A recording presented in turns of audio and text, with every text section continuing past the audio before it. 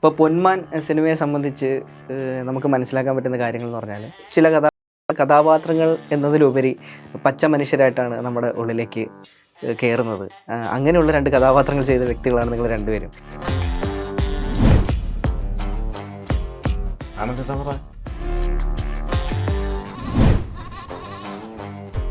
ഈ പൊന്മാൻ എന്ന് പറഞ്ഞ സിനിമ ആദ്യം നിങ്ങളിലേക്ക് എത്തുന്നത് എങ്ങനെയാണ്? പൊന്മാൻ സിനിമയിലേക്ക് വരുന്നത് മാത്രമല്ല, ഞങ്ങളെപ്പോലുള്ള ആർട്ടിസ്റ്റുകൾ സിനിമകളിലേക്ക് വരുന്നത് തന്നെ ഓഡിഷൻ കാസ്റ്റിംഗ് കോള് കണ്ട് അതിനകത്ത് അപ്ലൈ ചെയ്ത് തിരസ്കരിക്കപ്പെട്ട് വീണ്ടും തിരസ്കരിക്കപ്പെട്ട് അപ്പോൾ ആ തരത്തിലുള്ള ഒരു കാസ്റ്റിംഗ് കോൾ സിസ്റ്റത്തിൽ കൂടെയാണ് ഞാൻ ഇതിൻ്റെ ഓഡിഷനിലേക്ക് വരുന്നത്. കുട്ടികളുടെ തിയേറ്ററിൽ ട്രെയിനറാണ്, ആക്ടിങ് ട്രെയിനറാണ്. അപ്പോൾ സ്വാഭാവികമായിട്ട് ഇതിൻ്റെ ഡയറക്ടറായിട്ടുള്ള ജ്യോതിഷേട്ടനെ എനിക്കറിയാം. അപ്പോൾ ജ്യോതിഷേട്ടൻ പടം ചെയ്യുന്നതെന്ന് പറഞ്ഞപ്പോൾ ഞാനും എണ്ണ വിളിച്ച് ചോദിച്ചു, എന്തെങ്കിലും വിഷമൊക്കെ തരട്ടെ എന്നൊക്കെ ചോദിച്ചു. അത് പരിഗണിക്കാടാന്ന് പറഞ്ഞു.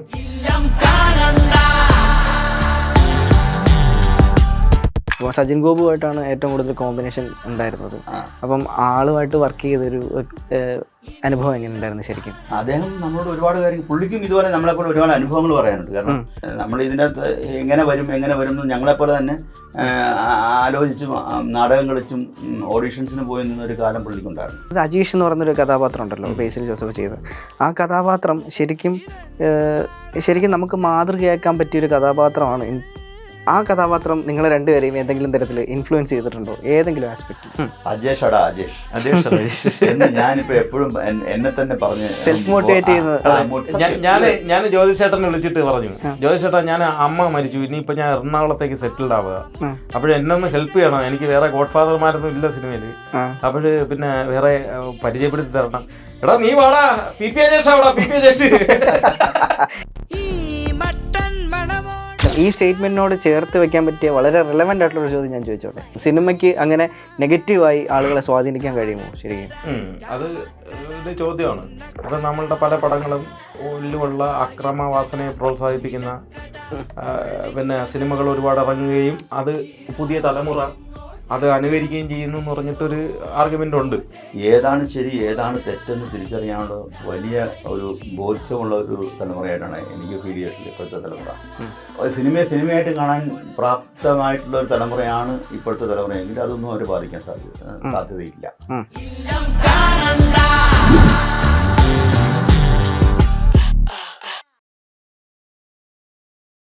ഇപ്പോൾ പൊന്മാൻ സിനിമയെ സംബന്ധിച്ച് നമുക്ക് മനസ്സിലാക്കാൻ പറ്റുന്ന കാര്യങ്ങൾ എന്ന് പറഞ്ഞാൽ അതിലെ ഓരോ കഥാപാത്രങ്ങളും ഉദ്ദേശിച്ചത് ചില കഥാപാത്രങ്ങൾ എന്നതിലുപരി പച്ച മനുഷ്യരായിട്ടാണ് നമ്മുടെ ഉള്ളിലേക്ക് കയറുന്നത്. അങ്ങനെയുള്ള രണ്ട് കഥാപാത്രങ്ങൾ ചെയ്ത വ്യക്തികളാണ് നിങ്ങൾ രണ്ടുപേരും. ഈ പൊന്മാൻ എന്ന് പറഞ്ഞ സിനിമ ആദ്യം നിങ്ങളിലേക്ക് എത്തുന്നത് എങ്ങനെയാണ്? അതെ, പൊന്മാൻ സിനിമയിലേക്ക് വരുന്നത് മാത്രമല്ല, ഞങ്ങളെപ്പോലുള്ള ആർട്ടിസ്റ്റുകൾ സിനിമകളിലേക്ക് വരുന്നത് തന്നെ ഓഡിഷൻ കാസ്റ്റിംഗ് കോള് കണ്ട് അതിനകത്ത് അപ്ലൈ ചെയ്ത് തിരസ്കരിക്കപ്പെട്ട് വീണ്ടും തിരസ്കരിക്കപ്പെട്ട് അങ്ങനെ ആയി നമ്മൾ ഏതെങ്കിലും ഒരു പോയിന്റ് ഓഫ് ടൈമിൽ നമ്മൾ ഏതെങ്കിലും ഒരു കാസ്റ്റിംഗ് കോളിൽ നമ്മളെ സെലക്ട് ചെയ്യും. അപ്പോൾ ആ തരത്തിലുള്ള ഒരു കാസ്റ്റിംഗ് കോൾ സിസ്റ്റത്തിൽ കൂടെയാണ് ഞാൻ ഇതിൻ്റെ ഓഡീഷനിലേക്ക് വരുന്നത്.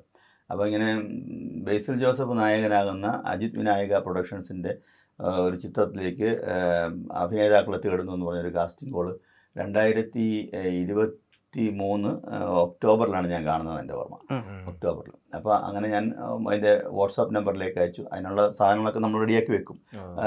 പ്രൊഫൈൽ ഇന്ന സിനിമകളിൽ അഭിനയിച്ചിട്ടുണ്ട്, ഇന്നാണ് എൻ്റെ ബാക്ക്ഗ്രൗണ്ട്, ഞാൻ ഇന്ന ആളാണ്, എനിക്ക് ഇത്ര വയസ്സുണ്ട് എന്നുള്ള തരത്തിലുള്ളൊരു ബയോഡാറ്റ, പിന്നെ കുറച്ച് ഫോട്ടോസ്, പിന്നെ നമ്മൾ അഭിനയിച്ച എന്തെങ്കിലും സീനുകളുടെ ക്ലിപ്പിംഗ്, ഇതൊക്കെ റെഡിയാക്കി വെച്ചേക്കാണ്.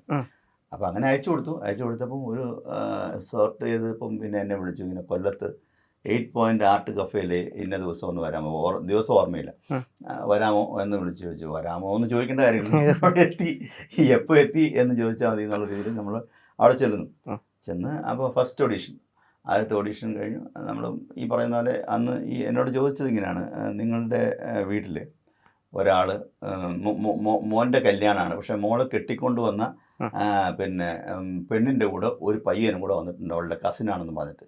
എനിക്ക് അപ്പോഴൊന്നും അറിഞ്ഞുകൊണ്ട് ഇതിനെ നിങ്ങൾ എങ്ങനെയാണ് റിയാക്ട് ചെയ്യുക? അപ്പോൾ അന്ന് ഒരു ലേഡിയും കൂടെ ഉണ്ടായിരുന്നു കൂടെ. അപ്പോൾ ഞങ്ങൾ തമ്മിലൊരു കോമ്പിനേഷൻ നമുക്ക് അന്നേരം ഉള്ള മനോധർമ്മത്തിനനുസരിച്ച് ചെയ്തു. രാജേഷ് നാരായണൻ എന്ന് പറയുന്ന കാസ്റ്റിംഗ് ഡയറക്ടറാണെന്ന് നമ്മളെ അത് ഓഡീഷൻ നടത്തിയത്. അപ്പോൾ അത് കഴിഞ്ഞ് പൊക്കോളം പറഞ്ഞു ചേട്ടാ അറിയിക്കാമെന്ന് പറഞ്ഞ് അങ്ങനെ പോകുന്നു. First audition. അത് കഴിഞ്ഞിട്ട് വീണ്ടും രണ്ടാമത്തെ പ്രാവശ്യം വിളിച്ചു, നിങ്ങളെ ഷോർട്ട് ലിസ്റ്റ് ചെയ്തിട്ടുണ്ട്, ഒരു പ്രാവശ്യം കൂടെ ഓഡീഷന് വരണമെന്ന് പറഞ്ഞു. വീണ്ടും ഈ 8 പോയിൻ്റ് ആർട്ട് കഫേയിൽ തന്നെ വരുന്നു. അന്നും ഇതിൻ്റെ ഒരു ഇംപ്രവൈസേഷൻ. അന്ന് ഇതിൻ്റെ ക്യാമറാമാനായിട്ടുള്ള സാനു ജോൺ സാറും നമ്മുടെ ജ്യോതിഷ് ശങ്കർ സാറും ഉണ്ടായിരുന്നു. അന്ന് അവർ രണ്ടാമത്തെ സെക്കൻഡ് ഓഡീഷൻ കഴിഞ്ഞു. അത് കഴിഞ്ഞിട്ട് ഞാൻ തിരിച്ചു പോയി. പിന്നെ മൂന്നാമത് ഓഡീഷനായിട്ടില്ല, മൂന്നാമത് വിളിച്ചു 8 പോയിൻ്റ് ആർട്ട് കഫേയിൽ.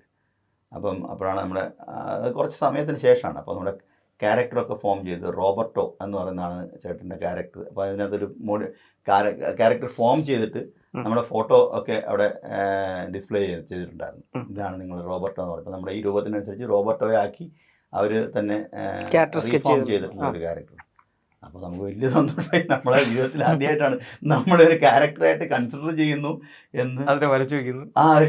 ഇത് നമ്മൾ അവിടെ ആ സിനിമയിലൊരു കഥാപാത്രമാണ് എന്നൊക്കെ പറയുന്നത്.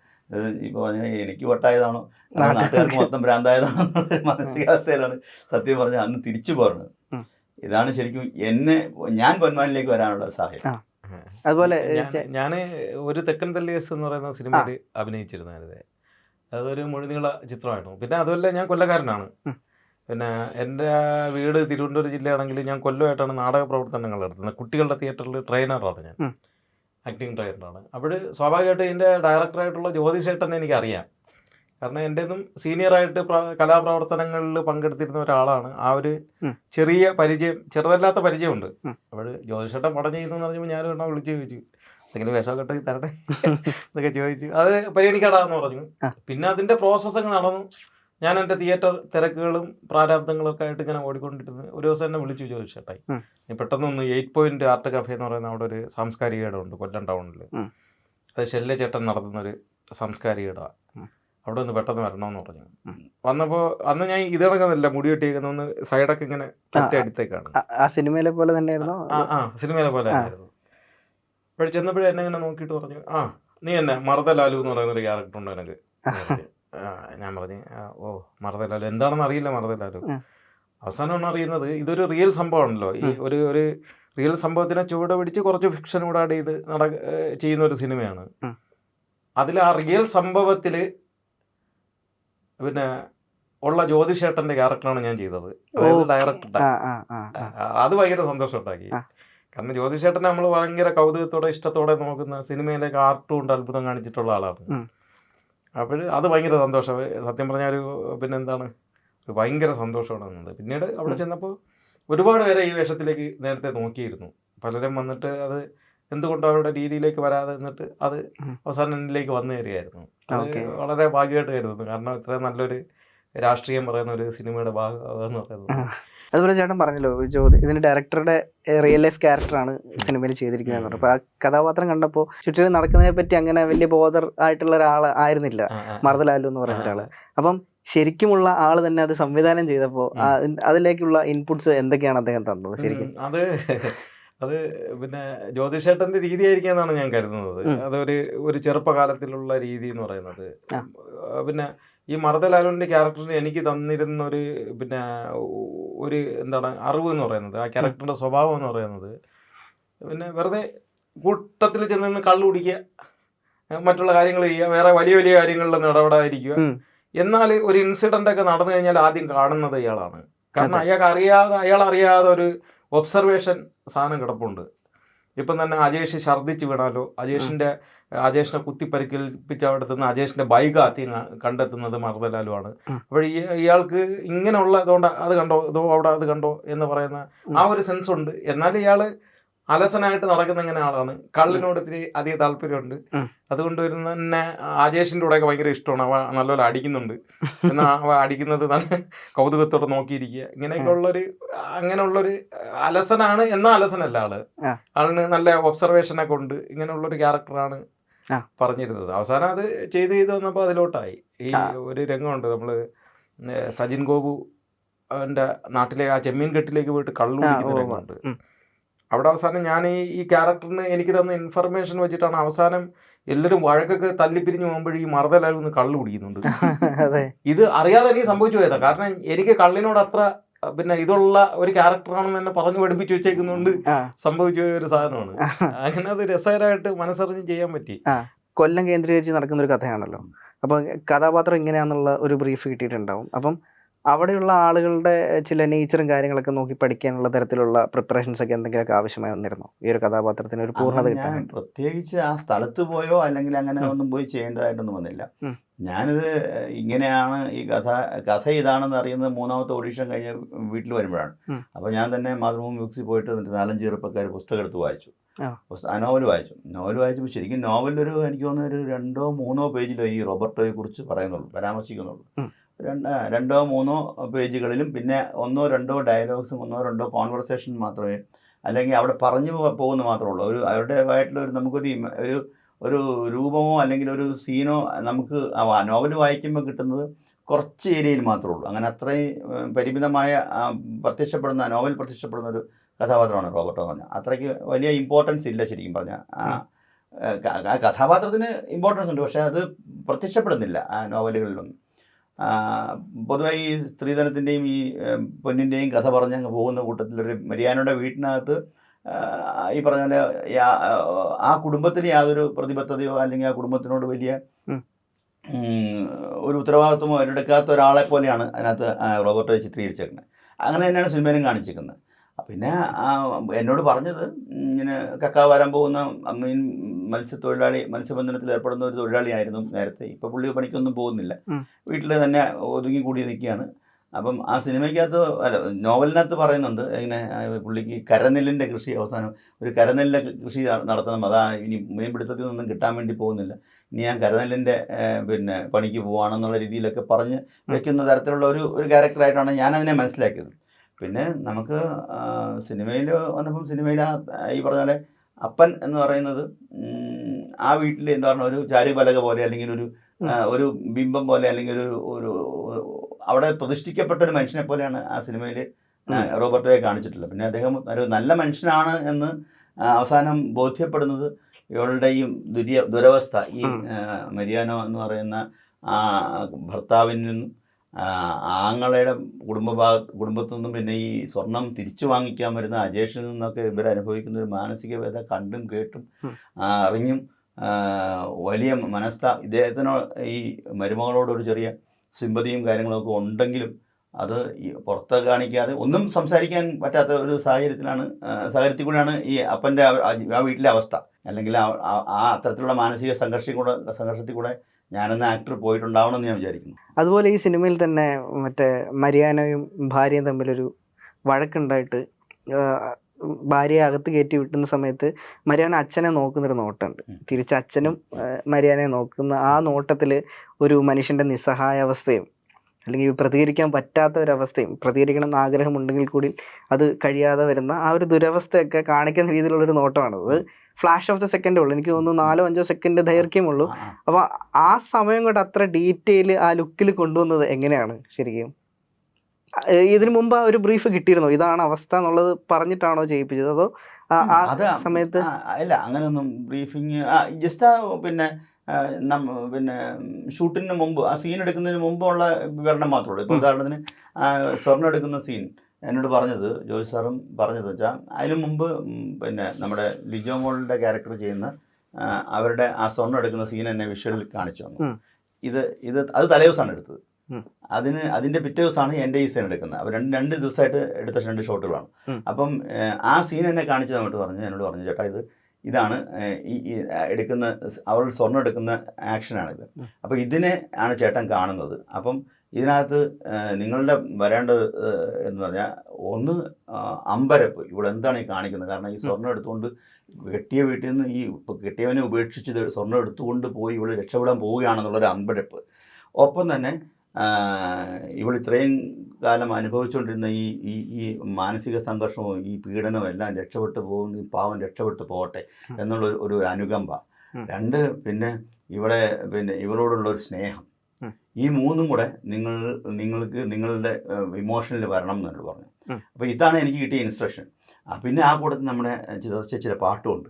അപ്പം എല്ലാം ആ പാട്ടും ആ മ്യൂസിക്കും ജസ്റ്റിൻ വർഗീസ് എന്ന് പറയുന്ന പ്രതിഭയെ നമുക്ക് മറക്കാൻ പറ്റില്ല. കാരണം അതും കൂടി ഇട്ട് കഴിഞ്ഞപ്പോഴത്തേക്കും പിന്നെ എനിക്ക് ഇതല്ലാതെ എനിക്ക് അതിനകത്ത് വരാൻ വേറെ ഒന്നുമില്ല എന്നാണ് ഞാൻ മനസ്സിലാക്കുന്നത്. ഇതേ വരുള്ളൂ എന്നാണ് ഞാൻ വിചാരിക്കുന്നത്. കാരണം ഈ ഇമോഷൻസ് ആണ് നമ്മുടെ മനസ്സിൽ നിന്ന് ഞാനങ്ങ് വിചാരിക്കുന്നു. എൻ്റെ മകൾക്കാണ് ഇങ്ങനെ ഒരു അവസ്ഥ വരുന്നെങ്കിൽ, അല്ലെ എൻ്റെ കൂടപ്പറപ്പിനാണ് ഇങ്ങനെ ഒരു അവസ്ഥ വരുന്നെങ്കിൽ എനിക്ക് എന്ത് ചെയ്യാൻ പറ്റുമെന്ന് ചെയ്യാൻ പറ്റില്ല. പിന്നെ ഒപ്പം എന്താ പറയുക, ആരെയും അത്ഭുതപ്പെടുത്തുന്ന ആ മ്യൂസിക്കും കൂടെ ഇട്ട് തന്നപ്പം നമ്മൾ സ്വാഭാവികമായിട്ട് അങ്ങ് റിയാക്ട് ചെയ്തു എന്നുള്ളത് മാത്രമേ റിയാക്ട് ചെയ്യേണ്ടത് അത് മാത്രമേ അവിടെ സംഭവിക്കുള്ളൂ. എനിക്ക് തോന്നുന്നു ഞാനല്ല വേറെ ആക്ടറായാലും ഇത് തന്നെ സംഭവിക്കുള്ളൂ എന്ന് ഞാൻ വിചാരിക്കണം. അത് എനിക്ക് തോന്നില്ല. ആനന്ദത്തെ പുലിയാണ് അത്. നമുക്ക് ഇനി അത് തെളിയും. കൂടെ അഭിനയിച്ച ആളുകളുണ്ടല്ലോ, ബേസിൽ ജോസഫ്, സജിൻ ഗോപു. അപ്പോൾ സജിൻ ഗോപുമായിട്ടാണ് ഏറ്റവും കൂടുതൽ കോമ്പിനേഷൻ ഉണ്ടായിരുന്നത്. അപ്പം ആളുമായിട്ട് വർക്ക് ചെയ്തൊരു അനുഭവം എങ്ങനെ ഉണ്ടായിരുന്നു ശരിക്കും? അവരൊക്കെ ശരിക്കും പറഞ്ഞാൽ ബേസിൽജി അദ്ദേഹത്തിനോട് സംസാരിച്ചിട്ടുണ്ടെന്നല്ലാതെ ആ കോമ്പിനേഷനായിട്ട് ഒരു പിന്നെ ആനന്ദ് മന്മഥൻ, പിന്നെ ബേസിൽ ജോസഫ് ഇവരൊക്കെ ദോശ കഴിച്ചിട്ട് ഇറങ്ങിപ്പോകുന്ന സീനിന് അവിടെ സൈഡിലിരിക്കുന്ന ഒരു സീനാണ് എനിക്ക് കോമ്പിനേഷനായിട്ട് പുള്ളിയുടെ കിട്ടിയത്. പിന്നെ ആ തല്ലുന്ന ഈ പിള്ളേരുമായിട്ട് അടിയുണ്ടാകുന്ന സമയത്ത് നമ്മളൊക്കെ ആ സീനിലുണ്ട്. പക്ഷേ വിഷ്വലിൻ്റെ അത് അത്ര പ്രോമിനൻ്റ് ആയിട്ട് വന്നിട്ടില്ല അവസാനത്തെ ഫൈനൽ ഇതിൽ. അപ്പോഴാണ് ബേസിൽ ജോസഫായിട്ട്. അപ്പോൾ ബേസിൽ ജോസഫ് എന്ന് പറഞ്ഞാൽ പിന്നെ നടൻ്റെ ഏറ്റവും എന്താ പറയുക തീവ്രമായ അദ്ദേഹത്തിൻ്റെ അഭിനയ മുഹൂർത്തങ്ങൾ കണ്ടൊരു സിനിമയാണ് പൊന്മാൻ. അദ്ദേഹം പക്ഷേ നമുക്ക് ഈ പറയുന്ന സമയത്ത് അവർക്ക് ഈ ഇതിന് പ്രീവിയസ് ആയിട്ടുള്ള പിന്നെ രംഗങ്ങളും അതൊക്കെ മനസ്സിൽ വെച്ചിട്ടാണ് അവർ റിയാക്ട് ചെയ്യുന്നത്. നമ്മൾ ആ മൊമെൻറ്റിലുള്ള ആ സീൻ മാത്രമേ ഞാൻ കാണുന്നുള്ളൂ, നമ്മൾ കാണുന്നുള്ളൂ. അപ്പം നമുക്കതിനകത്ത് അന്നൊന്നും വലിയ നമുക്ക് മനസ്സിലായില്ല എന്താണ് ചെയ്യുന്നത്. പക്ഷേ സിനിമയിൽ വന്നപ്പോഴാണ് ഇവർ പ്രീവിയസ് ആയിട്ടുള്ള രംഗവും ഈ രംഗവും കണക്ട് ചെയ്ത് വന്നപ്പോൾ അതിൻ്റെ എമോഷണൽ കണ്ടിന്യൂറ്റിയൊക്കെ എത്ര അത്ഭുതകരമായിട്ട് എത്ര മനോഹരമായിട്ടാണ് അവർ പിടിച്ചേക്കുന്നത് എന്നുള്ള കാര്യം എനിക്ക് മനസ്സിലായ സിനിമ കണ്ടതിന് ശേഷമാണ്. പിന്നെ ഇവരെല്ലാം വളരെ സപ്പോർട്ടിങ് ആയിരുന്നു. കാരണം ഈ സിനിമ റിലീസായതിനു ശേഷം ബേസിൽ ജോസഫ് പിന്നെ നമ്മുടെ ഷാർജയിൽ വെച്ചൊരു ഇൻ്റർവ്യൂവിൽ എന്നെയും മജു അതുപോലെ പുതിയതായിട്ട് വന്ന കുറേ ആൾക്കാരുടെ പേരെടുത്ത് ഇങ്ങനെ സംസാരിച്ചപ്പോൾ വലിയ സന്തോഷം തോന്നി. കാരണം പുതിയതായിട്ട് വന്ന കുറേ ആക്ടേഴ്സ് ഉണ്ട്. തിരുവനന്തപുരത്ത് നിന്നുള്ളൊരു ആനന്ദേട്ടൻ, പിന്നെ ബ്രോച്ചനായിട്ട് അഭിനയിച്ച ബ്രോച്ചൻ, അങ്ങനെ കുറേ നല്ല ആക്ടേഴ്സ് ഇതിനകത്തുണ്ടായിരുന്നു. അവരെല്ലാം നന്നായിട്ട് ചെയ്തിട്ടുണ്ടെന്നുള്ള അപ്രീസിയേഷൻ അദ്ദേഹം പറയുന്നത് ഞാൻ കേൾക്കാനായിട്ട് വന്നു. അപ്പോൾ എനിക്ക് വലിയ സന്തോഷം തോന്നി. കാരണം നമ്മളൊക്കെ അതിനകത്ത് എലിജിബിൾ ആണോ എന്ന് വരെ നമുക്ക് ചിലപ്പോൾ സംശയം തോന്നിയിട്ടുണ്ട്. പിന്നെ സജിൻ വളരെ നല്ല എല്ലാവരും പാൻ ഇന്ത്യൻ ലെവലിലേക്ക് റീച്ച് ആയി നിൽക്കുന്ന ഒരു നടനാണ്. ആവേശം പോലുള്ള സിനിമയൊക്കെ ചെയ്തിട്ട് തീർച്ചയായിട്ടും അദ്ദേഹം നമ്മളോട് ഒരുപാട് കാര്യങ്ങൾ, പുള്ളിക്കും ഇതുപോലെ നമ്മളെപ്പോലെ ഒരുപാട് അനുഭവങ്ങൾ പറയാനുണ്ട്. കാരണം ഒരുപാട് മോശം സിനിമകളിലും സിനിമ അത്ര വാല്യൂ ഇല്ലാത്ത സിനിമകളിലും പിന്നെ നമ്മൾ ഇതിൻ്റെ അകത്ത് എങ്ങനെ വരും എന്ന് ഞങ്ങളെപ്പോലെ തന്നെ ആലോചിച്ചും നാടകം കളിച്ചും ഓഡീഷൻസിന് പോയി നിന്നൊരു കാലം പുള്ളിക്കുണ്ടായിരുന്നു. അപ്പോൾ അതിനെക്കുറിച്ചൊക്കെ പറഞ്ഞു. അങ്ങനെ ഒത്തിരി സിനിമകളിൽ അഭിനയിച്ച് പിന്നെ സിനിമകളുടെ ഭാഗമാകാൻ വേണ്ടി നടന്നു. അങ്ങനെയൊക്കെ പുള്ളിക്കാരൻ ശ്രദ്ധിക്കപ്പെട്ട് കയറി വന്ന ആളാണ്. അപ്പോൾ പുള്ളിയുടെ അനുഭവങ്ങൾ നമ്മൾ ഒത്തിരി പങ്കുവച്ചിട്ടുണ്ട്. അപ്പോൾ സാധാരണ നമ്മളെപ്പോലെ തന്നെ നമ്മളോട് സപ്പോർട്ട് ചെയ്യുന്ന, നമ്മളെ ഒരു പ്രോത്സാഹിപ്പിക്കുന്ന ഒരു മനുഷ്യനാണ് സജിൻ ഗോപു. അദ്ദേഹം ഒരു വേഴ്സറ്റൈൽ ആക്ടറും കൂടെയാണ്. അദ്ദേഹത്തിന് ജീവിതാനുഭവങ്ങൾ ഒത്തിരി ഉണ്ട്, നാടകത്തിൻ്റെ അനുഭവങ്ങളുണ്ട്, തിയേറ്റർ എക്സ്പീരിയൻസ് ഒത്തിരി ഉണ്ട്.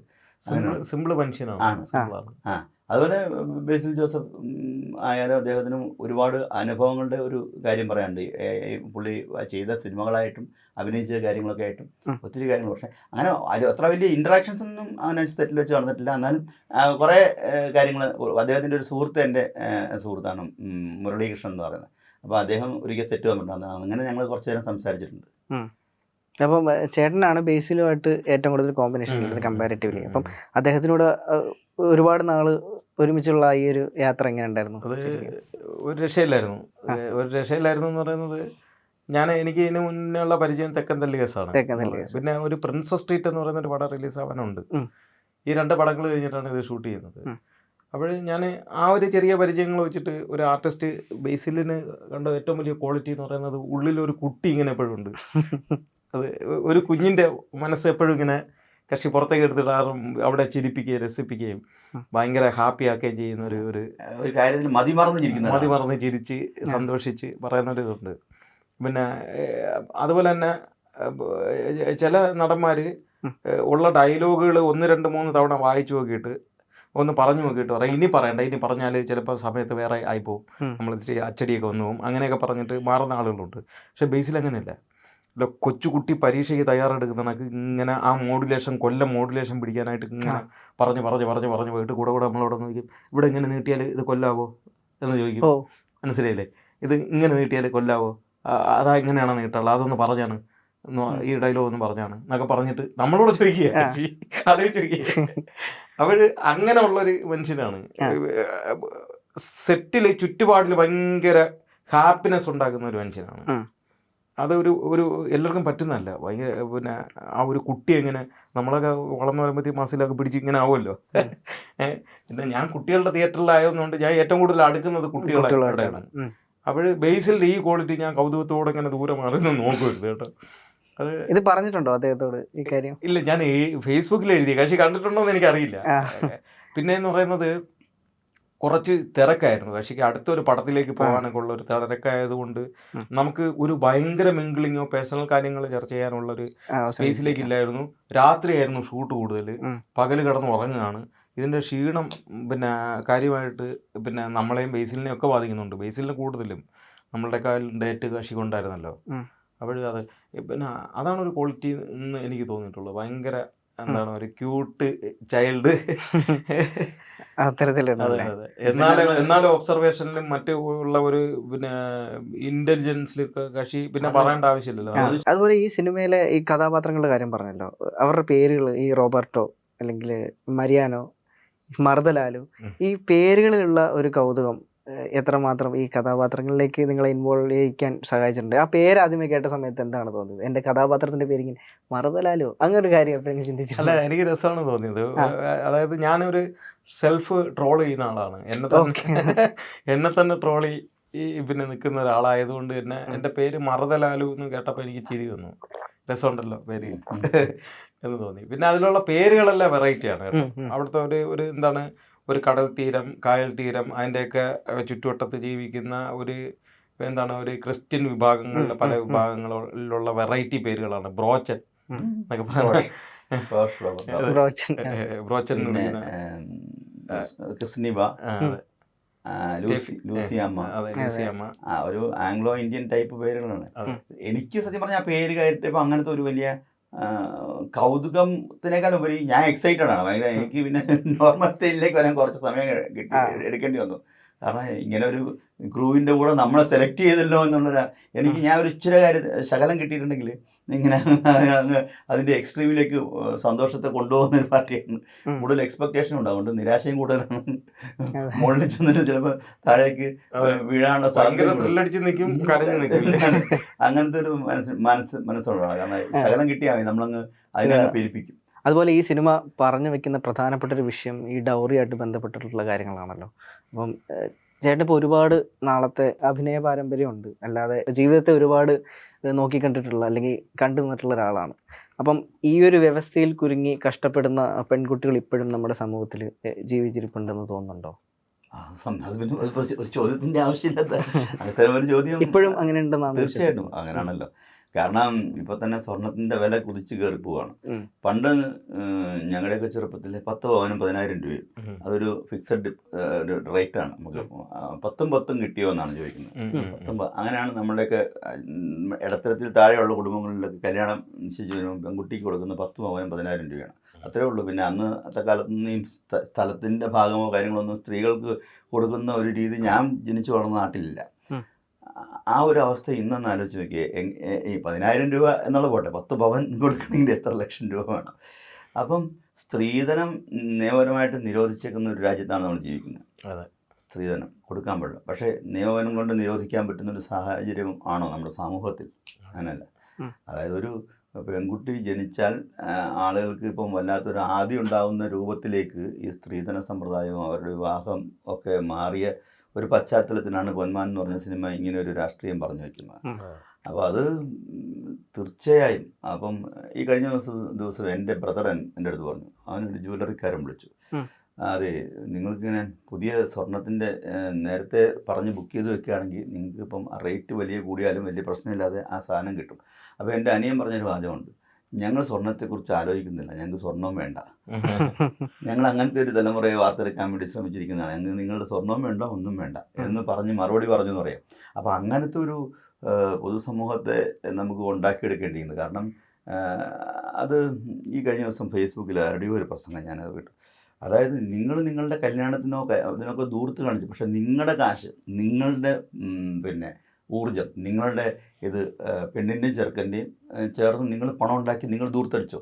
എന്തിനാണ് അപ്പനും അമ്മയും ഇങ്ങനെ ബുദ്ധിമുട്ടിക്കുക? കാരണവന്മാരെ ബുദ്ധിമുട്ടിക്കാൻ വേണ്ടിയിട്ട് ഇങ്ങനത്തെ ഒരു സിസ്റ്റം ഉണ്ടാക്കുന്നത്, സ്ത്രീധനം വാങ്ങിക്കുകയും സ്ത്രീധനം കൊടുക്കുകയും എന്ന സിസ്റ്റം ഉണ്ടാക്കുന്നത് എന്തിനെന്നൊരു പ്രസംഗം ഞാൻ കേട്ടു. വളരെ പ്രസക്തമായിട്ടുള്ളൊരു ചോദ്യം ആരും സമൂഹത്തിലേക്ക് ചോദിച്ചത്. അപ്പോൾ എൻ്റെ ഒരു കമ്പനിയിൽ ജനറൽ മാനേജർ ടെക്നിക്കൽ, അദ്ദേഹത്തിൻ്റെ മകളുടെ വിവാഹം നടത്തി. നല്ല ആർഭാട കല്യാണമായിരുന്നു. എനിക്ക് ഭയങ്കര ഇഷ്ടം തോന്നി. എന്താ പറയുമോ, അവിടെ പെണ്ണും ചെറുക്കനും IT സെക്ടർ ജോലി ചെയ്യുന്നത്. ആ പെണ്ണും ചെറുക്കനുമാണ് അവരുടെ കല്യാണത്തിന് വേണ്ടിയ സ്വർണം, അവരുടെ കല്യാണത്തിന് വേണ്ടിയിട്ടുള്ള എല്ലാ ചിലവുകളുടെയും പണം രണ്ടുപേരും ഈക്വലായിട്ട് എടുക്കുകയാണ്. അവർ ജോലി ചെയ്തുണ്ടാക്കിയ പൈസ. അതൊരു നല്ല ആശയമാണ്. കാരണം അങ്ങനെ അവർക്ക് ആഗ്രഹം ഉണ്ടെങ്കിൽ അതങ്ങനെ ചെയ്യാൻ കുഴപ്പമില്ല. അതിന് എത്രയോ വേണമെന്ന് അവരാണ് ഡിസൈഡ് ചെയ്യുന്നത്. അങ്ങനെയുള്ള ആളുകൾ സ്വർണം ഇപ്പോഴും എന്താണ് ഒരു ഡൗറിയുടെ വിക്ടിമാവുന്ന പിന്നെ പെൺകുട്ടികൾ ഉള്ളതുപോലെ തന്നെയാണ് ഇതെല്ലാം ഉപേക്ഷിക്കുന്ന ഒരു തലമുറ, പുതിയ തലമുറ ഉണ്ട് അല്ലേ? അത് നമ്മൾ കാണാൻ പോയിക്കോട്ടെ. കാരണം കല്യാണമൊക്കെ വളരെ ലളിതമായിട്ട് ഇപ്പം സ്പെഷ്യൽ മാരേജ് ആക്ട് പ്രകാരമൊക്കെ ഒരുപാട് കല്യാണങ്ങൾ നടക്കുകയും ഒറ്റ ഒരു ഫംഗ്ഷനിലൂടെ നാട്ടുകാരെയൊക്കെ വിളിച്ചൊന്ന് ആഹാരമൊക്കെ കൊടുത്ത് ഒന്ന് പിന്നെ പോണ ഒരുപാട് വിഭാഗങ്ങൾ. അതായത് വളരെ ചിലവ്. എനിക്ക് തോന്നുന്നു അതിനൊക്കെ കൊറോണയൊക്കെ ഒരു കാരണമായിട്ടുണ്ടാവാന്ന് തോന്നുന്നു ആ ഒരു സ്റ്റൈൽ വരുന്നത്. അല്ല, നമ്മളുടെ വിവാഹങ്ങളൊക്കെ ഇനി ആ രൂപത്തിലേക്ക് നമ്മൾ പരിമിതപ്പെടുത്തുകയോ അല്ലെങ്കിൽ നിജപ്പെടുത്തുകയോ ചെയ്തിട്ടുണ്ടെങ്കിൽ എങ്ങനെ സംഭവിക്കും? ഇതെങ്ങനെ സാധിക്കും? ഇതില് പിന്നെ യഥാർത്ഥത്തിൽ ഒരു പിന്നെ ഈ ജ്വല്ലറി എന്ന് പറയുന്ന ഒരു സാധനം പിന്നെ ഇപ്പൊ പെണ്ണിന് കൊടുക്കുന്ന ഒരു പിന്നെ ധനമായിട്ട് ജീവിക്കാൻ വേണ്ടിയിട്ടുള്ളൊരു സ്വത്തായിട്ടാണ് കൊടുക്കുന്നതെങ്കിൽ സ്വർണം പിന്നെ കൊടുക്കുന്നുണ്ട്, തെറ്റില്ല എന്ന് പറയുന്ന ഒരു ഇതുണ്ട്, ഒരു ആർഗ്യുമെന്റ് ഉണ്ട്. ശരിയാണ്. യഥാർത്ഥത്തിൽ അങ്ങനെ ഒരു ഇതായിട്ടാണ് കൊടുക്കുന്നതെങ്കിൽ നമുക്ക് ജ്വല്ലറിയെ പറ്റുള്ളൂ. സ്വർണം അല്ലാതെ ഈ ഗോൾഡ് ഉണ്ട്, ഈ ഗോൾഡ് മേടിച്ച് വയ്ക്കാം, അല്ലെങ്കിൽ കേക്കായിട്ട് മേടിച്ച് വയ്ക്കാം, ബിസ്ക്കറ്റായിട്ട് മേടിച്ച് വയ്ക്കാം. ഇതിലേക്കുള്ള വിഷയം എന്ന് പറയുന്നത് നമ്മളൊരു ബിസ്ക്കറ്റാണ് മേടിച്ച് വയ്ക്കുന്നതെങ്കിൽ എന്ത് ചെയ്യും? നേരെ ഇതങ്ങ് നമുക്ക് വിൽക്കുമ്പോൾ അതേ വില കിട്ടും, ആ മാർക്കറ്റിലുള്ള വില. പക്ഷേ ജ്വല്ലറി നമുക്ക് കിട്ടില്ല. നമ്മൾ മേടിക്കുന്നതിൻ്റെ എത്രയും മടങ്ങ് പണിക്കൂലി അത് ഇത് എല്ലാം കട്ടിങ് ചെയ്തിട്ടാണ് കിട്ടുന്നത്. അപ്പോൾ ആ ഒരു വിഷയത്തിലാണ് എനിക്ക് ഈ പിന്നെ എന്താണ് സ്വർണം എന്ന് പറയുന്ന ഒരു വിവാഹത്തിൻ്റെ പാർട്ടാവുന്നതിൽ എനിക്ക് തോന്നുന്ന ഒരു പൊളിറ്റിക്കലി വിയോജിപ്പ്. അതുപോലെ എനിക്ക് നിങ്ങൾ രണ്ടുപേരിൽ നിന്നും കിട്ടേണ്ട ഒരു ഉത്തരവാണ് ശരിക്കും. അതിൽ രണ്ട് കഥാപാത്രങ്ങൾ, അതായത് മരിയാനോ, അജേഷ്, അവർ രണ്ടുപേരും മിഡിൽ ക്ലാസിൻ്റെ രണ്ട് ഡയമെൻഷൻ്റെ രണ്ട് വക്താക്കളാണ്. ഒരാൾ കഷ്ടപ്പെടുന്ന ഈ രീതിയിലാണെങ്കിലും ഒരാൾ കഷ്ടപ്പെടുന്ന വേറെ രീതിയിലാണ്. സർവൈവലാണല്ലോ ഇവിടെ മെയിൻ ആയിട്ടുള്ളത്, അതിജീവനം എന്ന് പറയുന്ന ഒരു. പ്രേക്ഷകർ ഏത് പോയിന്റിലാണ് അജേഷിനൊപ്പം നിൽക്കുന്നത്, ഏത് പോയിന്റിലാണ് നമ്മുടെ മരിയാനൊപ്പം നിൽക്കുന്നതെന്നാണ് തോന്നിയിട്ടുള്ളത്? സത്യം പറഞ്ഞാൽ സിനിമ കാണുന്ന പ്രേക്ഷകന്റെ ഒരു പിന്നെ ഇന്റലക്ച്വൽ ലെവൽ വെച്ചിട്ടാണ് വിലയിരുത്തുന്നത്. ചില സാധാരണ പ്രേക്ഷകരൊക്കെ അതിലെ വില്ലനായിട്ടുള്ളവന്റെ പേരെന്താണ് എന്നാണ് ചോദിക്കുന്നത്, സജിൻ ഗോപുവിനെ.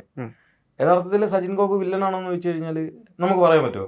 അങ്ങനെ സൂക്ഷ്മമായിട്ട് വിലയിരുത്തുമ്പം അദ്ദേഹത്തിന്റെ ജീവിതത്തിൽ പെങ്ങളയക്കണം, പിന്നെ എൻ്റെ പെങ്ങളയക്കാൻ ഞാനൊരു പെങ്ങളയച്ചു, അളിയൻ സ്വർണത്തിന് വേണ്ടി വീട്ടിൽ നിന്നിപ്പോണ്ട്, അപ്പോൾ അയാൾക്ക് കൊടുക്കണം, അതൊരു സിസ്റ്റമാണ്. ആ സിസ്റ്റത്തിന്റെ ഇരയാണ് അയാൾ. അവിടെ എന്തെങ്കിലും ഞാൻ നേരത്തെ പറഞ്ഞതാണ്, എന്തെങ്കിലും കാര്യത്തിൽ പിന്നെ മരിയാനോ വില്ലനാവുന്നുണ്ടെങ്കിൽ അജേഷിനെ കുത്തുന്നിടത്താണ്. ഒരു ക്രിമിനൽ കുറ്റമാണത്. ഒരു മനുഷ്യന്റെ ദേഹത്ത് മുറിവേൽപ്പിക്കുക എന്ന് പറയുന്ന ഒരു ക്രിമിനൽ കുറ്റമാണ്. അവിടെ മാത്രമാണ് നിയമപരമായിട്ട് അയാൾ കുറ്റക്കാരനാവുന്നത്. അല്ലെങ്കിൽ ഒരു സമൂഹത്തിന്റെ വിക്ടിമ മാത്രമാണ്. പി അജേഷ് അയാളെന്ന് പറയുന്ന ജീവിക്കാൻ വേണ്ടി ഫൈറ്റ് ചെയ്യുന്ന ഭയങ്കര മാതൃകയായിട്ടുള്ള, ജീവിതത്തിൽ വീണ് കഴിഞ്ഞാൽ അവിടെ നിന്ന് എഴുന്നേക്കാൻ പഠിപ്പിക്കുന്ന ഒരുപാട് കോട്ടുകൾ അദ്ദേഹം പറയുന്നുണ്ട്. ജീവിതത്തിൽ ഒരുപാട് പിന്നെ എന്താണ് പിന്നെ ഫിലോസഫിക്കലായിട്ടുള്ള ഡയലോഗുകൾ പറയുന്നുണ്ട്. യഥാർത്ഥത്തിൽ ഒരു സിസ്റ്റത്തിൻ്റെ പിന്നെ ഉള്ളിൽ വീണ ഒരു ഇര അതിജീവനത്തിന് വേണ്ടിയിട്ട് പടയുന്ന പടച്ചിലാണ് മരിയാനോ എന്ന് പറയുന്നത്. മരിയാനോ ആ വിധത്തിൽ പുറത്തു കിടക്കാൻ പറ്റാതെ അവിടെ അവന്റെ അവസാനം അവൻ തോക്കും എന്ന ഘട്ടത്തിലാണ് പള്ളക്ക് കത്തിയത്. അതുപോലെ ഇതിലെ അജേഷ് എന്ന് പറഞ്ഞ കഥാപാത്രം ഈ നോവൽ വായിച്ച ആൾക്കാരാണല്ലോ നിങ്ങൾ രണ്ടുപേരും. ഇപ്പൊ ഇന്ദുഗോപൻ സാറിന്റെ അടുത്ത് സംസാരിച്ചിരുന്നോ ഈ സിനിമ ചെയ്യുന്നതിന് മുമ്പ്? അദ്ദേഹത്തോട് സംസാരിക്കുകയോ എന്തെങ്കിലുമൊക്കെ ഇൻപുട്സ് എടുക്കുകയോ ചെയ്തിരുന്നോ? അല്ല, ഈ സിനിമയുടെ അവസാന ഘട്ടത്തിലാണ് ഞാൻ ചെല്ലുന്നത്. അതായത് ഷൂട്ട് തുടങ്ങുന്നതിന് ഏകദേശം ഒരാഴ്ച മുമ്പാണ് ഞാൻ. അതുകൊണ്ട് തന്നെ അങ്ങനെയുള്ള ഡിസ്കഷനിലേക്ക് ഒരു പ്രീ പ്രൊഡക്ഷൻ പിന്നെ സെറ്റിലേക്ക് എനിക്ക് എത്തിപ്പെടാൻ പറ്റിയിട്ടില്ല. അതുകൊണ്ട് തന്നെ എനിക്ക് ഇന്ദുഗോപൻ ചേട്ടനോട് അധികം അതിനെക്കുറിച്ച് സംസാരിക്കാൻ പറ്റിയിട്ടില്ല. ഞങ്ങളൊക്കെ തന്നെ ലൊക്കേഷനിൽ വെച്ചാണ് അദ്ദേഹം പരിചയപ്പെടുന്നത്. പിന്നെ അദ്ദേഹത്തിന്റെ വീട്ടിൽ പോയിട്ടുണ്ട് ഇത് ഷൂട്ടിന് ശേഷം ഞാൻ പോയിട്ടുണ്ട്. ഇന്ദുഗോപൻ ചേട്ടനെ നേരത്തെ എനിക്ക് പരിചയമുണ്ട്. കാരണം ഈ തെക്കൻ തള്ളി കേസ് എന്ന് പറയുന്നത് ഇന്ദുഗോപൻ ചേട്ടന്റെ കഥയാണ്. അതെ, അമ്മിണിപ്പിള്ള വെട്ട് കേസ് എന്ന് പറയുന്ന ഒരു നോവലിന്റെ ഇതാണ്. അപ്പോൾ നേരത്തെ അറിയായിരുന്നു, പരിചയമുണ്ട്. പിന്നെ പക്ഷേ ഇവിടെ വെച്ച് നമുക്ക് അങ്ങനെയുള്ള ഒരു ഡിസ്കഷൻ നടന്നില്ല. അതുപോലെ ഞാൻ ചോദിക്കാൻ വന്നൊരു കാര്യം എന്ന് പറഞ്ഞാൽ അജീഷ് എന്ന് പറയുന്നൊരു കഥാപാത്രം ഉണ്ടല്ലോ ബേസിൽ ജോസഫ് ചെയ്തത്. ആ കഥാപാത്രം ശരിക്കും നമുക്ക് മാതൃകയാക്കാൻ പറ്റിയൊരു കഥാപാത്രമാണ് ചില ആസ്പെക്ട്സിൽ. അതായത് ഇപ്പോഴത്തെ യുവതലമുറ പലപ്പോഴും ചെറിയ ചെറിയ കാര്യങ്ങൾക്ക് ഡെസ്പായി വീണു പോകുമ്പോൾ, അല്ലെങ്കിൽ അവർക്കൊന്നും ചെയ്യാൻ പറ്റുന്നില്ല എന്നുള്ള ഡിസപ്പോയിൻമെന്റിൽ ജീവിച്ചുകൊണ്ടിരിക്കുമ്പോൾ ജീവിതം എത്രയൊക്കെ റോഗായി അല്ലെങ്കിൽ എത്രയൊക്കെ ദാരുണമായിട്ടുള്ള ഒരു അവസ്ഥയിലും ഫൈറ്റ് ചെയ്ത് എന്തായാലും നേടാൻ പറ്റും. അതായത് നമുക്ക് എൻജോയ് ചെയ്യാൻ പറ്റുന്ന സമയങ്ങൾ മാക്സിമം എൻജോയ് ചെയ്യുക, അല്ലാത്ത സമയങ്ങളിൽ ഫൈറ്റ് ചെയ്യുക എന്നുള്ളൊരു ഐഡിയോളജിയോടും കൂടി മുമ്പോട്ട് പോകുന്ന ഒരു കഥാപാത്രമാണ് അജീഷ് എന്ന് പറയുന്നൊരു കഥാപാത്രം. ആ കഥാപാത്രം നിങ്ങളെ രണ്ടുപേരെയും ഏതെങ്കിലും തരത്തിൽ ഇൻഫ്ലുവൻസ് ചെയ്തിട്ടുണ്ടോ ഏതെങ്കിലും ആസ്പെക്റ്റിൽ? തീർച്ചയായിട്ടും. അത് സംഭവം നമ്മൾ തന്നെ ഇപ്പോൾ പറയുന്നത്, പിന്നെ പല സുഹൃത്തുക്കളെ വിളിച്ചിട്ട് പൊന്മാൻ കഴിഞ്ഞതിന് ശേഷം വേറെ ഇതൊന്നും വരുന്നില്ലടേ, പിന്നെ വേറെ ഒന്നും വന്നിട്ടില്ല, വിളിയൊന്നും വന്നില്ല, നിനക്ക് വിളിക്കണം വന്നോ എന്ന് പറഞ്ഞ് വിളിച്ച് ചോദിക്കുമ്പം നമ്മൾ അങ്ങോട്ടും ഇങ്ങോട്ടും പറയുന്നത് ഇന്നലെ എനിക്ക് എൻ്റെ ഒരു സുഹൃത്ത്, എൻ്റെ ബിടെക്കിന് പഠിച്ച IT എന്ന് പറഞ്ഞ സുഹൃത്ത്, അവര് എനിക്ക് ഗ്രൂപ്പിൽ മെസ്സേജ് ഇട്ടു, അജേഷ് അടാ അജേഷ് എന്ന്. ഞാനിപ്പോ എപ്പോഴും എന്നെ തന്നെ പറഞ്ഞ് ഞാൻ ജ്യോതിഷേട്ടനെ വിളിച്ചിട്ട് പറഞ്ഞു, ജ്യോതിഷേട്ടാ ഞാൻ അമ്മ മരിച്ചു, ഇനിയിപ്പോ ഞാൻ എറണാകുളത്തേക്ക് സെറ്റിൽഡ് ആവുക, അപ്പോഴ് എന്നെ ഒന്ന് ഹെൽപ്പ് ചെയ്യണം, എനിക്ക് വേറെ ഗോഡ് ഫാദർമാരൊന്നും ഇല്ല സിനിമയില്, അപ്പോഴ് പിന്നെ വേറെ പരിചയപ്പെടുത്തി തരണം. എടാ നീ വാടാ, PP അജേഷ് ആവടാ, PP അജേഷ് കേട്ടോ, നീ വാ, നമുക്ക് ഇത് കളി തമാശ പറഞ്ഞല്ല, അവരങ്ങനെ പറഞ്ഞു സെൽഫ് മോട്ടിവേറ്റഡ് ആവാൻ വേണ്ടി ശ്രമിക്കുന്നുണ്ട്. അജേഷ് അടാ അജേഷ് എന്ന് പറഞ്ഞ ഒരു ലേഡിയാണ്, അവർ ഇത്ര ബോൾഡ് ആയിട്ടുള്ള ലേഡി. അപ്പോൾ അവരിങ്ങനെ പറഞ്ഞപ്പോൾ എനിക്ക് ഞാനത് നമ്മുടെ ഗ്രൂപ്പിൽ ഇട്ടു. അപ്പോൾ എനിക്ക് ഭയങ്കര അഭിമാനം തോന്നി. കാരണം ഒരു പടം കൊണ്ട് നമ്മളുടെ സുഹൃത്തുക്കളായിട്ട് നമ്മളെ വിളിച്ചറിയിക്കുന്നുണ്ടല്ലോ, അവർക്കും അത്തരത്തിലുള്ളൊരു മോട്ടിവേഷൻ, സെൽഫ് കോൺഫിഡൻസ്, അല്ലെങ്കിൽ നമുക്ക് ഡിപ്രഷനിലേക്ക് പോകാത്ത തരത്തിൽ നമുക്ക് അത് അവർ എത്രത്തോളം ഡെപ്തിലെടുത്തിട്ടാണ് പറയുന്നത് എന്ന് എനിക്കറിയില്ലെങ്കിൽ പോലും, പക്ഷെ അത്തരത്തിലും ആ ഒരു സിനിമ കൊണ്ട് ആൾക്കാരെ ഇതുപോലെ ആവടാ എന്ന് പറയാനുള്ള ഒരു സാഹചര്യം ഉണ്ടാക്കിയെടുത്തെങ്കിൽ ആ സിനിമ ഒരു വലിയ വിജയമായിട്ട്. തീർച്ചയായിട്ടും ഈ സ്റ്റേറ്റ്മെന്റിനോട് ചേർത്ത് വെക്കാൻ പറ്റിയ വളരെ റിലവൻ്റ് ആയിട്ടുള്ള ഒരു ചോദ്യം ഞാൻ ചോദിച്ചോട്ടെ. ഇപ്പം സമൂഹ മാധ്യമങ്ങളിലും മെയിൻ സ്ട്രീം മീഡിയകളിലും സജീവമായിട്ടുള്ള ചർച്ചയാണ് സിനിമ യുവതലമുറയെ അല്ലെങ്കിൽ ആളുകളെ സ്വാധീനിക്കുന്നു, അതിലൂടെ കുറ്റകൃത്യങ്ങൾ പെരുകുന്നു എന്നുള്ളത്. ഇപ്പം രണ്ട് ആർട്ടിസ്റ്റുകൾ എന്ന നിലയ്ക്ക് ആ ഒരു സ്റ്റേറ്റ്മെന്റിനോട് എന്താണ് അഭിപ്രായം? സിനിമയ്ക്ക് അങ്ങനെ നെഗറ്റീവായി ആളുകളെ സ്വാധീനിക്കാൻ കഴിയുമോ ശരിക്കും? അത് ഒരു ചോദ്യമാണ്. തീർച്ചയായിട്ടും ആർട്ടുകളെല്ലാം സമൂഹത്തിനെ സ്വാധീനിക്കുന്ന ഒരു ഘടകം തന്നെയാണ്. അതിൽ പിന്നെ പലപ്പോഴും പിന്നെ ഞാൻ ഒരു പൊളിറ്റിക്കൽ കറക്റ്റ്നെസ് നോക്കി കാര്യങ്ങൾ ചെയ്യണം എന്ന് ആഗ്രഹിക്കുന്ന ഒരാളാണ്. അപ്പം നമ്മളുടെ പല പടങ്ങളും ഉള്ളിലുള്ള അക്രമവാസനയെ പ്രോത്സാഹിപ്പിക്കുന്ന പിന്നെ സിനിമകൾ ഒരുപാട് ഇറങ്ങുകയും അത് പുതിയ തലമുറ അത് അനുകരിക്കുകയും ചെയ്യുന്നു എന്ന് പറഞ്ഞിട്ടൊരു ആർഗ്യുമെൻ്റ് ഉണ്ട്. ഉറപ്പായിട്ടും അങ്ങനെ നന്മയും തിന്മയും ഒക്കെ സമൂഹത്തിനെ സ്വാധീനിക്കാനും പ്രത്യേകിച്ച് യൂത്തിനെ അത് സ്വാധീനിക്കാനും സാധ്യത ഉള്ളൊരു ഘടകമാണ്. കഴിവതും വളരെ ബ്രൂട്ടാലിറ്റി ഉള്ള സീനുകളെയൊക്കെ നമുക്ക് എങ്ങനെ ഇപ്പോൾ തന്നെ ഉണ്ടല്ലോ, നമ്മളുടെ പൊന്മാനിൽ മരിയാനോടെ കൈ അതിൻ്റെ ഇടയ്ക്ക് വീണിട്ട് അരഞ്ഞ് താഴെ വീഴുന്ന രംഗം ഉണ്ടായിരുന്നു. അതായത് ആ മെഷീനിൽ കയറിയിട്ട് ഒരു ഡ്യൂപ്ലിക്കേറ്റ് കൈയൊക്കെ ഉണ്ടാക്കി വെച്ചിരുന്നു. യഥാർത്ഥത്തിൽ അത് ആ എഡിറ്റിങ് ഭീകര രസം തോന്നി. കാരണം നമ്മളുടെ ആ പടം തന്ന ടോട്ടാലിറ്റി എന്താണോ അതിനെ ഹനിക്കുന്ന സാധനമാണ് ഈ ഒരു മനുഷ്യൻ്റെ കൈ. അതായത് ഒരു വിക്ടിമായിട്ടുള്ള കുത്തിയത് മാത്രം കൊണ്ട് വില്ലനാവുന്ന ഒരു മനുഷ്യൻ്റെ കൈ പാടെ അറ്റ് വീഴുന്ന ഒരു രംഗം എന്ന് പറയുന്നത് ആ സിനിമയുടെ ടോട്ടൽ പിന്നെ ഭാഷയ്ക്ക് വിരുദ്ധമാണ്. അതെ, അതിലെ സംഘടനകളൊക്കെ തന്നെ കണ്ടില്ലേ, വളരെ നാച്ചുറലായിട്ട് പിന്നെ തടിയനായ മല പോലെ നിൽക്കുന്ന മരിയാനോടെ മണ്ടയിൽ ഒരു എലി പോലുള്ള PP അജേഷ് ഇങ്ങനെ കെട്ടിപ്പിടിച്ച് കിടന്ന് കറങ്ങുന്ന ഒരു സംഘടനയാണുള്ളത്. സംഘടനകൾ പോലും എന്നാൽ അത് അങ്ങനെയുള്ള സംഘടന വേണമെന്നുള്ളത് കൊണ്ട് അത് വയ്ക്കുകയും നമുക്ക് അങ്ങനെ ഉള്ള സീനുകൾ നമ്മൾ ഒരു പുരോഗമന സമൂഹം എന്ന നിലയ്ക്ക് കഴിവതും പിന്നെ നമ്മളത് എങ്ങനെ ട്രിം ചെയ്യാം, എങ്ങനെ എഡിറ്റ് ചെയ്യാം എന്നുള്ളതും കൂടി ഒരു ആർട്ടിസ്റ്റ് എന്ന നിലയ്ക്ക് നമ്മളെല്ലാവരും ചിന്തിക്കണമെന്നുള്ള ഒരു അഭിപ്രായമാണ് എനിക്ക്. എൻ്റെ കൗമാരം എൻ്റെ പിന്നെ അത്തരത്തിലുള്ള കോളേജ് ജീവിതത്തിലൊക്കെ അതിനേക്കാൾ എത്രയോ ഇൻഫർമേഷൻസ്, എത്രയോ കാര്യങ്ങളും എത്രയോ വലിയ അവബോധത്തിലാണ് ഇപ്പോഴുള്ള തലമുറയുള്ളത്. അപ്പോൾ ആ തലമുറയ്ക്ക് ഏതാണ് ശരി ഏതാണ് തെറ്റെന്ന് തിരിച്ചറിയാനുള്ള വലിയ ഒരു ബോധ്യമുള്ള ഒരു തലമുറയായിട്ടാണ് എനിക്ക് ഫീൽ ചെയ്തിട്ടുള്ളത് ഇപ്പോഴത്തെ തലമുറ. അപ്പോൾ ഒരു സിനിമയായിട്ട് കാണാൻ പ്രാപ്തമായിട്ടുള്ള ഒരു തലമുറയാണ് ഇപ്പോഴത്തെ തലമുറയെങ്കിൽ അതൊന്നും അവരെ ബാധിക്കാൻ സാധ്യതയില്ല. സിനിമയായിട്ട് കാണണം. പിന്നെ സിനിമയിലെ കാര്യങ്ങൾ അവരെ ബാധിക്കും എന്ന തരത്തിൽ അവർ അതിനേക്കാളും മുകളിൽ നിൽക്കുന്ന ഒരു തലമുറയായിട്ടാണ് എനിക്ക് ഫീൽ ചെയ്തിട്ടുള്ളത്. പിന്നെ അവരുടെ അത് ഈ ശരിക്കും പറഞ്ഞാൽ ഈ പ്രേക്ഷകൻ ഏത് രീതിയിൽ എടുക്കുന്നു, കുട്ടികളായിട്ടുള്ള ആൾക്കാരായാലും അവരുടെ പിന്നെ ഈ യുവതലമുറയായി അവർ ഏത് രീതിയിൽ കൺസീവ് ചെയ്യുന്നതിനനുസരിച്ച് അവരെ അത് ബാധിക്കാൻ സാധിക്കും. അപ്പോൾ ആ കൺസീവ് ചെയ്യുന്നത് എങ്ങനെയാണ് അവരുടെ ഒരു സ്റ്റാൻഡേർഡ് ഓഫ് എന്താ പറയുക, നമ്മളത് എങ്ങനെ കാണും, എങ്ങനെ അതിനെ വിലയിരുത്തും എന്നുള്ളതിൻ്റെ ആ ഒരു വിലയിരുത്തൽ ഈ സമൂഹത്തിൽ എത്രയുണ്ട് എന്നുള്ളത് എനിക്ക് അറിഞ്ഞുകൊള്ളു. അപ്പൊ കേവലം ഒരു സിനിമാ പ്രദർശനം കൊണ്ട് അവരങ്ങനെ വഴിതെറ്റി പോവാൻ സാധ്യത ഉണ്ടോ എന്ന് ചോദിച്ചാൽ ഡിപ്പെൻഡ്സ് അപ്പോൺ ദ ഇമോഷണൽ കോഷൻ്റോ അല്ലെങ്കിൽ അവരുടെ ഇമോഷനെ അവർ ഏത് രീതിയിൽ കൈകാര്യം ചെയ്യുന്നു എന്നുള്ളതിനെ ആശ്രയിച്ചിരിക്കുന്നതാണ് എനിക്ക് തോന്നുന്നത്.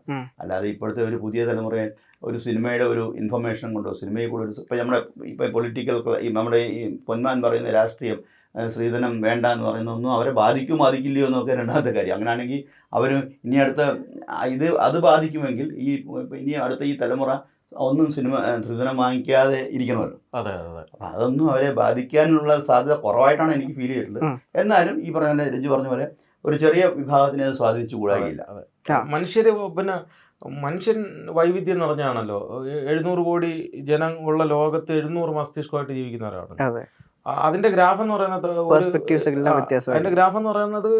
700 കോടി തന്നെ വ്യത്യാസം ഉണ്ടാവും. കറക്റ്റ് ഒരേ ബ്രെയിനുമായിട്ട് ജീവിക്കുന്ന മനുഷ്യരില്ല. അവർക്ക് കിട്ടുന്ന അനുഭവങ്ങൾ, അവർക്ക് കിട്ടുന്ന ഇൻപുട്ടുകൾ, ഇതൊക്കെയാണ് ഒരാളുടെ സ്വഭാവ രൂപീകരണം. അവിടെ ഒരാൾ ഏതിൽ നിന്നാണോ, ഭാവനയിൽ നിന്നാണോ പിന്നെ ഡേറ്റാസ് എടുക്കുന്നത്, ഭാവനയിൽ നിന്ന് ഡേറ്റാസ് എടുക്കുന്ന ഭാവനാജീവികളെ ഒരുപക്ഷെ ബാധിക്കാം.